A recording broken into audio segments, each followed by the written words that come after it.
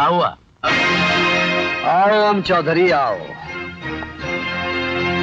तिकड़म से हथियाई हुई बहुत सी कुर्सियों पर बैठ चुके हो, अब इस कुर्सी पर बैठो।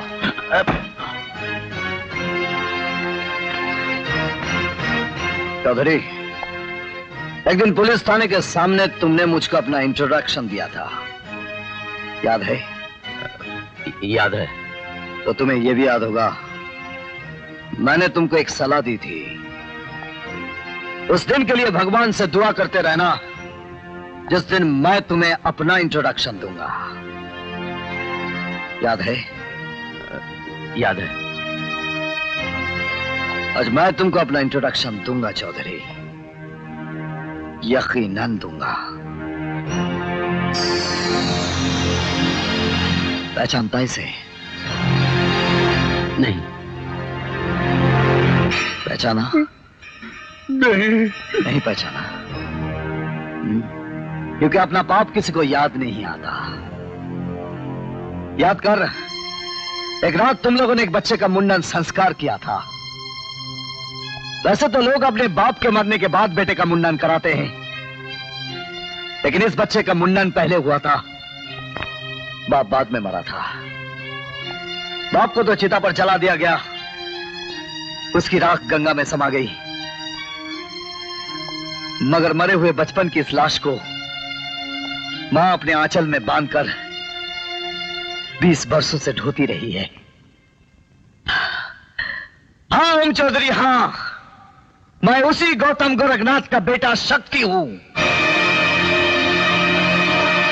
मैं कब का तुम लोगों को उड़ा चुका होता, मगर मैंने सोचा भोली भाली जनता के कंधों पर पांव रखकर तुम लोग बहुत ऊंचे जा बैठे हो।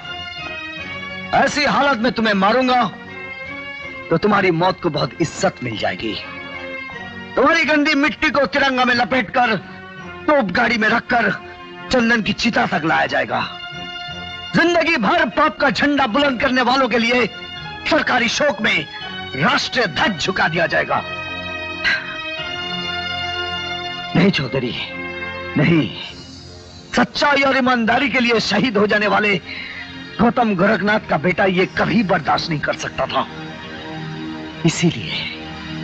इसीलिए मैंने वक्त का इंतजार किया, और आज वक्त मेरे साथ है। याद है ना चौधरी, हमने तुम्हें एक दिन खबरदार किया था कि देखना कहीं तेरा ग्रह नक्षत्र इस शनि से ना टकरा जाए, लेकिन तुमने नहीं माना।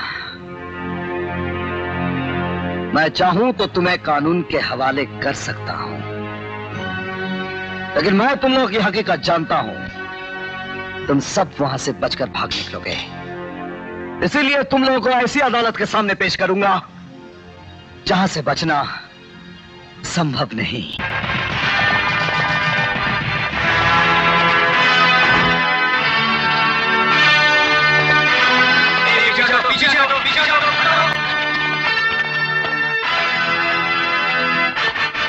तुमने ये हिम्मत कैसे की? हमारी पार्टी के प्रेसिडेंट, एक एमपी और एक सरकारी अफसर को अपने बंदी बना लिया। आपने हिम्मत कैसे की? एक खूनी को प्रेसिडेंट बनाकर जनता के ऊपर थोप दिया।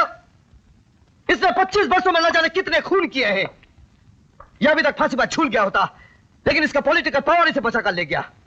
आपका ये एमपी जिसने कसम खाई थी जनता की सेवा करने की, मगर जिंदगी भर इसने चोर डाकुओं की जमानत दी है, उन्हें पेरोल पर छुड़ाया है।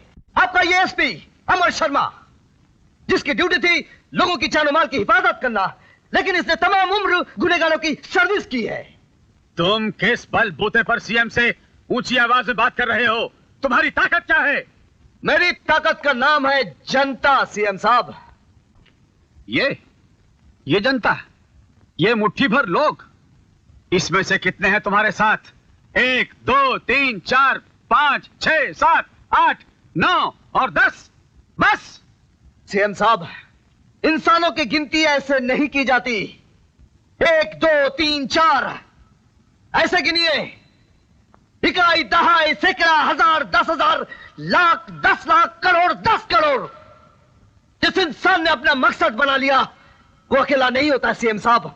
उसके 1000 लाख सपने साथ खड़े रहते हैं।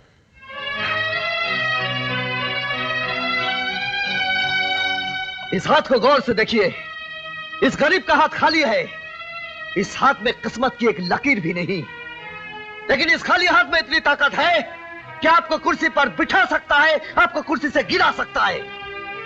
आज आपको जनता के सामने बोलना होगा कि आप चोरों के सीएम हैं या जनता के।